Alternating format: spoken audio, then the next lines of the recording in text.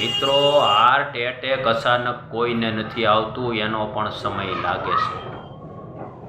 એક ગંભીર ભૂલ આપણે રોજ કરીએ છીએ, જમ્યા પછી જે પાણી પીએ છે ને તરત, એ વિષ સમાન છે. જમ્યા પહેલાં પાણી પીધું હોય અડધો કલાક કે કલાક અગાઉ તો એ અમૃત સમાન છે, પરંતુ જમી લીધા પછી તરત આપણે પાણી પી એ આપણા માટે વિષ સમાન સાબિત થાય છે.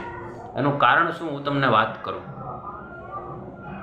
કે આપણે જમી લઈએ પછી જે આપણો જઠરાગ્નિ પ્રદીપ્ત હોય,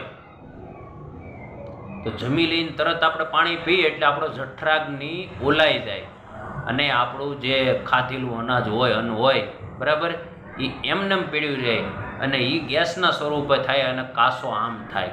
પછી એ આપણા બ્લડની સાથે ધીમે ધીમે ભળવા માંડે, બરાબર. એટલે વર્ષો જતાં આપણને કોલેસ્ટ્રોલનો ખૂબ વધારો થાય અને નળી બ્લોકેજ થવાના સમાચાર મળવા લાગે. આ બહુ ધ્યાનથી સાંભળજો અને ઊંડાણપૂર્વક સાંભળજો, કારણ કે અત્યારે એટેકના જે પ્રશ્નો છે ને, એ આપણી 100% ભૂલ છે, એના કારણે જ આવે છે. કોઈ એમ કે ટેન્શન કે ડિપ્રેશનના કારણે એટેક આવી ગયો તો વાત ખોટી છે. આ બધી તકલીફો અગાઉથી શરૂ હોય ને પછી આપણે ડિપ્રેશનમાં આવી જઈએ એટલે આવી જતો હોય, એ વાત પણ રાઈટ સ્વીકારવી પડે આપણે આજના નિયમ મુજબ.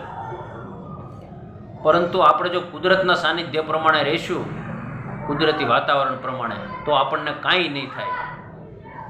આ સત્ય અને હકીકત વાત છે.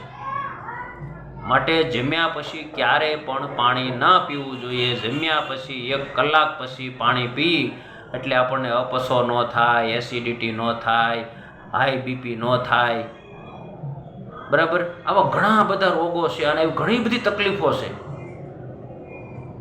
એટલે કાયમ નિયમ બનાવી રાખો કે જમ્યા પછી 1 કલાક પછી 2 ઘૂંટડા પાણી પીવું. પછી તમે પીએ તો વાંધો નહીં, કારણ કે પાચન જ્યાં લગી શરીરની અંદર યોગ્ય રીતે ન થાય ત્યાં લગી યોગ્ય રીતે આપણને શરીરની અંદર તકલીફ રહે અને એ તકલીફો બધી ધીમે ધીમે અંદર ન પાચન થાય એટલે વધારાના કચરાના સ્વરૂપે આપણને નુકસાન કરતી રહે અને વર્ષો જતાં એ ગાંઠના સ્વરૂપમાં પરિણમે અને બ્લડની અંદર ઝીણી ઝીણી ગાંઠો બની અને નળીને બ્લોકેજ કરે. આવી બધી સમસ્યાઓ સમય જતાં લાગે. એટલે આપણે આજથી જ તૈયારી કરી લઈએ. તમે ક્યારે વિચાર કર્યું કે વાંદરાને એટેક આવ્યો?